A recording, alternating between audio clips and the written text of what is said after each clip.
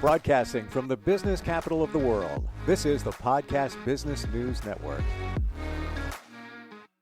Hey, welcome back, everybody. We're gonna make you feel better today that those changes that you want to make in your life are actually easier than you might think. And to help you make those change, and nobody, by the way, or most of us don't really like change. We like to do what we're doing.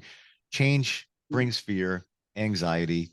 Today, we're going to give you 6 steps to making a change in your life, no matter what that change is. And she helps people with that all the time. She's an amazing life coach from Zan Coaching, and she is back with us. Suzanne Jenkins is on the program. Welcome. How are you? Hi, Steve. Nice to see you again. Yeah, I'm well, thank you. Just back from a holiday, so I'm all good to go. So you're refreshed, you're relaxed, and ready for change. Always.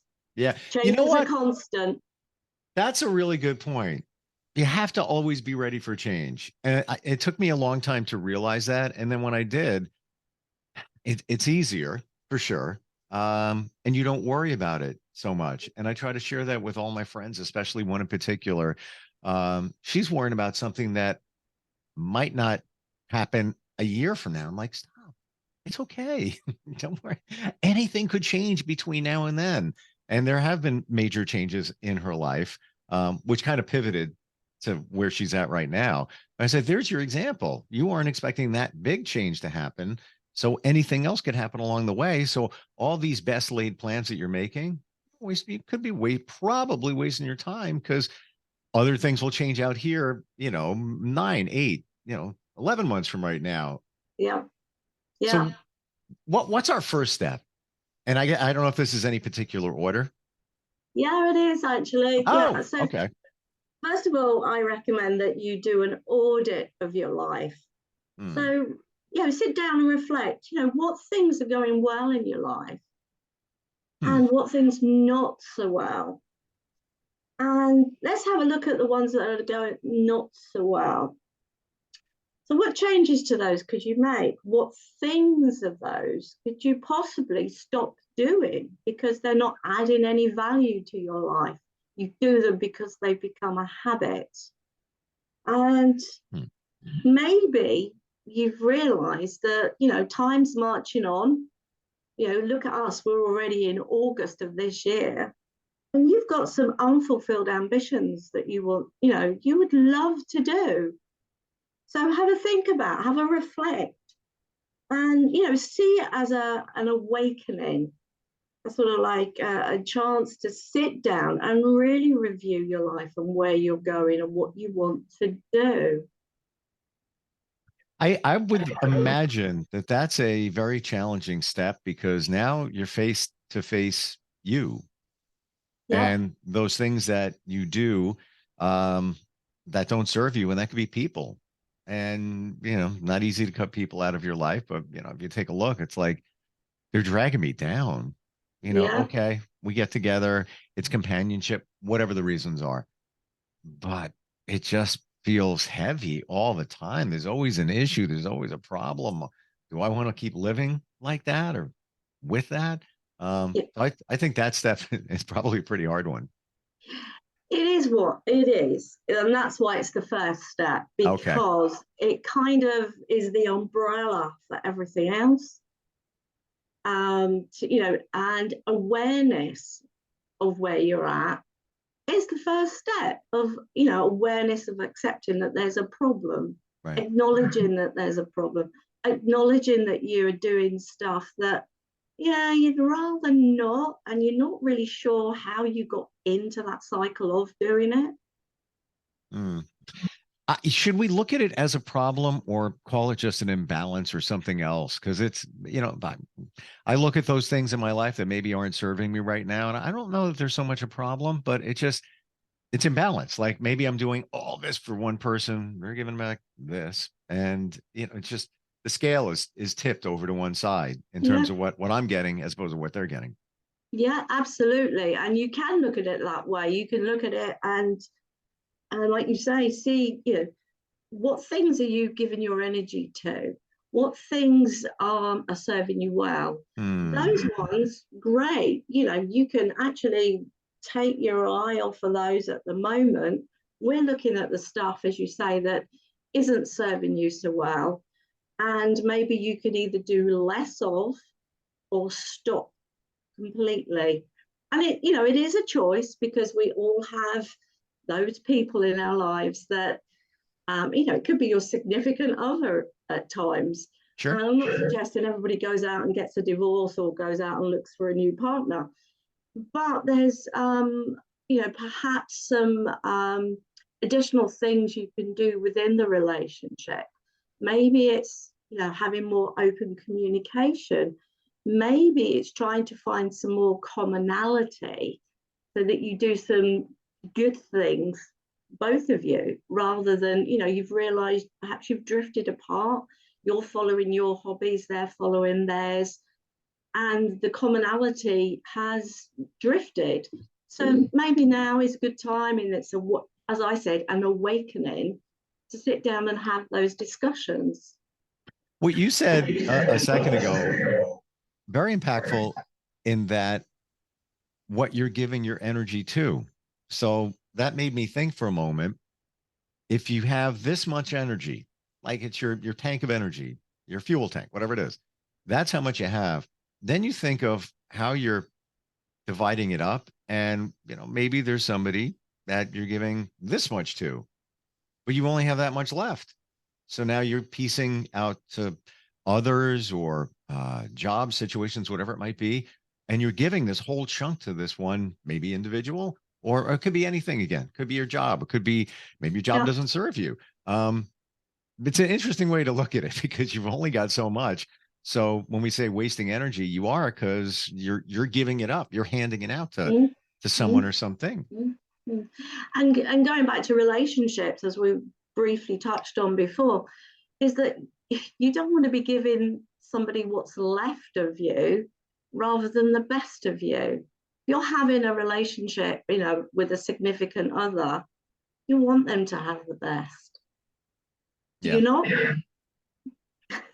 And if others are taking that energy, you're giving those potentially that deserve more less, because it's getting drained someplace else. So step number one, not an easy one, but no, it's an important not. one. It is. So step number two is it's a little bit related and linked, but review your values. We all have things that we value in life, be it loyalty, be it family, friendship, security, finances, whatever they are to you. And maybe you're making compromises somewhere along the line. Again, this is a time to reflect. And if you are making those compromises, that's going to have a detrimental effect on you in the long term. It's going to affect you emotionally, psychologically, and then it'll have an impact on you physically. So, it's good to have an awareness of where are you making those compromises. Perhaps you're not being firm enough with boundaries. Perhaps you're even, and I was for many years, I was doing a job because I could do it and the money was good, but didn't light me up, and it went against some of my values. And over time, sure enough, it had an effect. So it's always good to, are you meeting your quota and your satisfaction levels, if you like, in your values? What's your moral compass telling you? What's your gut instinct saying to you? Isn't it also, if it goes against your values, your morals, that you're going to feel off balance, like something's not right? I'm trying to figure out what it is, and maybe that's what it is. And that then in turn has a detrimental effect on you, especially if it's a long-term thing. There's a short-term thing, you can rough the storm. If it's a long-term thing, and I'm talking long-term as in probably 6 months or longer, then maybe you need to have a rethink. Gotcha. Okay. Yeah. So it is similar to step one, but step two, just as important. Yeah. All the steps are important, Steve. Ah, okay, gotcha. Fair enough. Fair enough. And something that you've touched upon is about having a good life balance. Now, what I mean by that is, are you actually looking after yourself as well as you should? Or are you again giving everything to everyone else? Mm-hmm. So the tank isn't being able to refill, or it's only partially refilling. So you have nothing left for yourself. You have nothing left when you come home at the end of the day, or if you've been out with those negative friends. Yep. Are you having enough fun and enjoyment in your life? Is everything really, really serious? Are you putting everything into one basket? And if you're not connecting with others, seeing your friends, seeing your family, having things that you enjoy doing together, etc., then can you plan something? Can you start to schedule it in?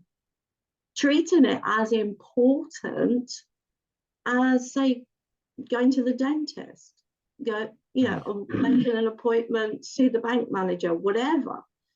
But ensuring that you are getting that good life balance. You've got the things you have to do in balance with the things that you want to and enjoy doing. Would that also come under step 3? Would that come under the category of self-care? Yes, definitely. Okay. And we've talked about that before too. Yeah, we have. Yeah. Yep. We have. So yeah, and good old step 4 is about having goals. And as you know, I like SMART goals. They've got to be specific, they've got to be measurable, they've got to be, and I've forgotten what the A stands for. Oh, it's gone now. I'm having a blonde moment, even though I'm not blonde. They've got to be realistic, and they've got achievable. That's the A. They've got to be realistic and relevant to you, and they've got to be time bound. Because if you set a goal without a deadline, that goal's never going to be started. And how many times have you said, oh, well, one day I'll get round to that? One day becomes never. Someday, some days when is that? So about having SMART goals and, having those milestones along the way, getting that sense of achievement, really celebrating all the successes too. Quite often we kind of brush over that and we're rushing on to the next thing. But just even if you take a moment to acknowledge the achievement, the virtual pat on the back, the well done, the yes, I've done this, I'm making good inroads into this goal. Would you say that that's also gratitude, expressing gratitude for where you've come in life, what you've achieved, hit those goals? That's a good way of looking at it, actually, Steve. Yeah, that's a very good way. Achievement equals gratitude. Absolutely, yeah. The gratitude that you actually got to do the thing you want to do. And maybe grateful for the things that allowed or supported you to reach whatever goals you have now. Absolutely. On the back end. Behind it. Absolutely. Yeah. And the support could be you. I'm grateful that I have the brain power, the fortitude to keep pushing forward to meet that goal. Now on to the next one, whatever it might be. But yeah, like you just said, take a second. Yesterday I was on a ferry to an island where I am. Right. And the person I was with, I said, we take it for granted. We live here. Yes, it's expensive. Yes, there's other challenges. Yes, there's winter and things like that. But this is beautiful. It's a 20-minute ride. It's like we're on vacation. A 20-minute ride costs $20, in US. And, you just take those little things for granted. And I just literally took that one moment to say, this is pretty cool. All right. Yeah. Enjoy it while you can, because I applaud you for your mindfulness, Steve, there. Well done. Trying all the time. All right. So that's number 4. What would be number 5 in the 6 steps to change your life? So it's about connecting with others. And I don't mean friends and family, although they might be appropriate.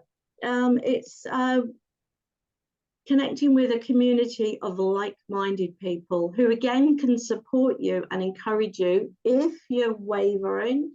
People who understand you, they get you, they know why you're doing the things that you're doing, and can really support you at times of challenge. And sometimes we quite often do things that are outside of our comfort zone and outside of the comprehension of our loved ones. So having people around you who are like-minded that could spur you on, support you, inspire you, encourage you, just be there for you. And also using them to provide accountability and to be able to share successes with. And would that be the same as a mentor? Finding people like that you can align with? It could be a mentor. It could be a string of mentors. It could be others who are being mentored by the same person. You could have a support group that way. It could be, for example, I went to evening school to do counselling, and all of the students became so close, and we had a real bond because we were sharing a lot of our stuff. We were bearing ourselves on some of those evenings, and that they are there during the week. You had an essay to write and you weren't quite understanding something, you've got somebody else other than the mentor or the tutor to go to. If you perhaps feel a bit embarrassed thinking, oh, I should have really asked about that during session. But if you've got others, you can ask them, and you don't feel, because you can bet your life that there'll be another person in the group who'll say, oh, yeah, I fully understand this is whatever. And then a few weeks down the track, you may be able to return the favor. So you feel good too. Wow. That's a deeper step than the other ones. It seems, it seems a little deeper. How would you frame step 5? You would call it what? I call it connecting with others who are like-minded. Okay. That's where I'm not doing. I'm missing step 5, and here's why. I used to do networking events, and then I would connect with other people. I haven't done it in a while, so thank you for that reminder. And I used to seek them out. I got to get back. It's work. You have to find them. Sometimes people will connect with you and say, hey, there's something going on. You want to join? Oh, sure. Okay. More times than not, I find I have to find them, and then find, maybe I know somebody that's going to that event. But yeah, it makes you feel better when you connect with others that do what you do, or have similar interests, whatever it is. Yes. Yeah, absolutely. You do become a community. You become comrades in arms almost. Yes. Well, absolutely. And even if you're in different lines of work, at a networking event, you have a common goal. Absolutely. That's meet other people. So and somebody may connect you with somebody else. You never know how that's going to go. But that camaraderie, very important for sure. And that kind of takes me back to a phrase that I just really cottoned onto. And that is, there used to be the thing of it's not what you know, it's who you know. Actually, there's an additional step. It's who knows you. That's probably the most important one out of all of those. Yeah. Yeah, it really is. Because those are the people who will seek you out for whatever it's going to be. Or seek you out because not just work-wise, but maybe you're a fun person to be around. Or you do fun things and people reach out, hey, what are you doing this weekend? So people who know you. Absolutely. Yeah. And looking back here, Suzanne, to get to that step there, I would think you'd have to have the other steps pretty much in order to get to the point where people are reaching out to you. Because if you're, step one, not happy in your other relationships, people draining your energy, you don't really have goals. If you're not doing all of those, you're probably not, step five is not going to be as impactful, I would think. Yeah, absolutely. You know? Yeah. Because you know why? Because if you haven't nailed the other steps, you're probably going to be a little miserable, and it's going to show. It's going to show at some point. For sure. For sure. Yeah. Getting out and connecting with us. But you can start if you're even not sure. Sure. You can start. You dip your toe in the water, and you could meet somebody who say, "Hey, I've been in the same place. Hey, how have you thought about doing A, B, and C?"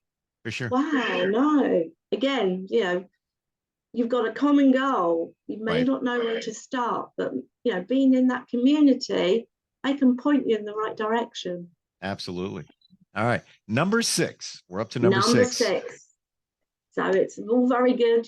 You understand where you want to go. You've made sure you're covering your values. You've worked out a good balance. You've set yourself some goals. You've started connecting with a few others. But at the end of the day, if you're going to plan something, do it. As Nike would say, and there are other trainer brands out there, just do it. It's one thing to talk about something, but it's another to actually take the action. Nothing changes if nothing changes. You can talk about something till you're blue in the face, but if you don't do it, you're not going to see any change. So I remember a life coach saying to me, it's very easy to moan about your problems in life, but what are you doing about it? Change comes from within, and only you change you. So you've got to do something about it. You've got to start taking action. You've got to put that first step in. And I've often found that you need to write a lot of this stuff down. Yes. Oh, yes. Because, and I've talked with others who are just trying to, like, their life is kind of crazy. I said, you can't process what's going on. It's like playing ping pong. The ball's bouncing all over the place and you can't even grab the ball. It's just like in your head. Oh, what about this? What about that? When it's in front of you and clearly written down, even could be these 6 steps. What did I do for number 1? Step number 2. What about number 3?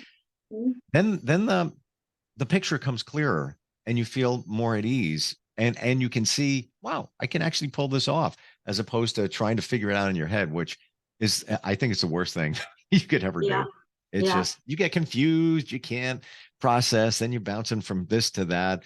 And again, like you said, no change is going to happen unless there's a change. And it can be scary. I get it. But when you have, I'm all about the plan. I need a blueprint. I need a map, a roadmap to change. That's what this is. How do I do this? What do I do? And you might not have to change all of those things that we talked about. No, you could have a list. We take step 1 again, where it's like the things that are not going so well. What can we do to change that? Maybe we can stop doing some things. Well, that could be a quick win. But there are some others that we perhaps need to upskill ourselves for, or just do something differently. For example, I'm going to pick weight. It's always a big thing. So you want to lose some weight. Okay, how are you going to do that? Well, I'm going to look at my nutrition. I'm going to look at doing some regular exercise and, various other things. Okay, when are you going to do those things? Okay, well, nutrition, easy. I've got a nutrition plan that I've had for years that I've never used. Okay, that's good. That's a start. Second thing is, all right, when are you going to start exercising? Okay, start putting it in your diary. So I am a big believer of having 30, 60, 90-day plans. So I do them very distinctly. So it's a 90-day, and I split all my goals out across the 30, 60, 90. So there are some things where I'll have milestones when I'll complete them, perhaps after 30 days. And there are others that I will start 60 days through to the end of the 90 days. And I used to be an accountant, so forgive me. Yeah. So I have a spreadsheet, and I put it all on spreadsheets and do it that way, and that works for me. But other people, they just get a big piece of paper. Sure. They use their Google Calendar and plot stuff in. It's whatever works for you. But get it down, get it planned, get it scheduled in your calendar. That way, you're more likely to do step 6, which is do it. And this 60, 90-day thing that we talk about, scientifically proven, research over and over again. That's what you need to change a habit. And some people think, oh, okay, I need a life coach, and it's going to take 90 days. Yes, it is. That's what happens. There's no like overnight fix. There's no, I know we live in the Amazon, click the button and get it at 2 p.m. today world, but that's not how this works. And it's also, and I think you would agree, Suzanne, subconsciously changing your mindset. So you're planting the seeds for that to make the change. And absolutely. It takes time. It takes time. Yeah. It's like if you imagine that habits are like a path on a field. So you've got this grass, and everybody goes down that same path. And you come up to it and you go, okay, that's the path. Everybody goes that way. But then all of a sudden, somebody discovers that there's a quicker route if you go a different way. And they start going down that way. Now, it's very easy to continue down the original existing path because that's more noticeable. But if you go down the other path and you make a conscious effort to seek out that other path because you know it's quicker, eventually everybody will see it's, you start wearing away the grass, you start seeing the soil, and over time, that becomes the preferred path, and the other path is completely grown over. Now, the reason I use that analogy is because that's what happens in the brain with neuroplasticity. You're building new neural networks in your brain that you have to keep seeking out to maintain them and to get them more entrenched. And eventually the old versions just wither away. Wow. Interesting way to explain it. And I see it.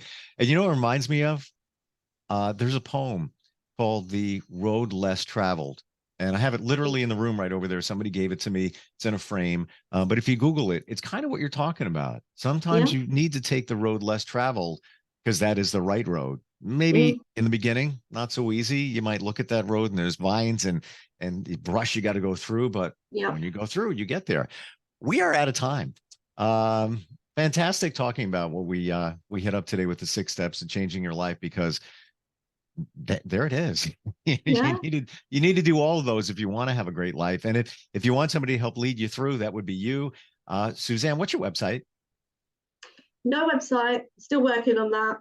But you can find me on Facebook, Zan Life Coaching. I have a group also called Live Your Life on Your Terms. And I'm in LinkedIn as Suzanne Jenkins. And you'll know it's me because the background's pink and it says Zan Life Coaching all over it. And you'll see me. Gotcha. And I just want to point out that it's Zan, not Zen. You'll get Zen once you have. You'll get Zen once you have Zan, Z-A-N as in Suzanne. Absolutely. Yeah. Excellent. Always great talking with you. Thanks for being here today. Thank you so much, Steve. And I'll see you around. Take care. Bye-bye. Thank you.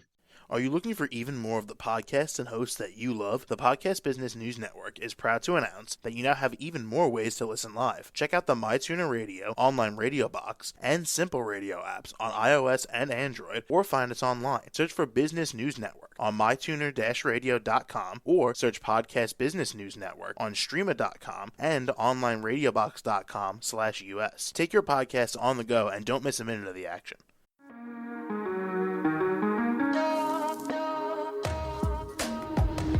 Broadcasting from the business capital of the world, this is the Podcast Business News Network.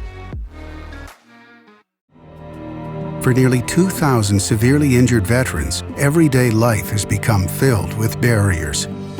Day-to-day simple tasks can become pretty daunting. I have to carry my chair up 2 flights of steps or have somebody do it for me. What scares me the most is just the falling. When I'm struggling with my house, I think, to have that one great barrier just knocked down, it's crucial.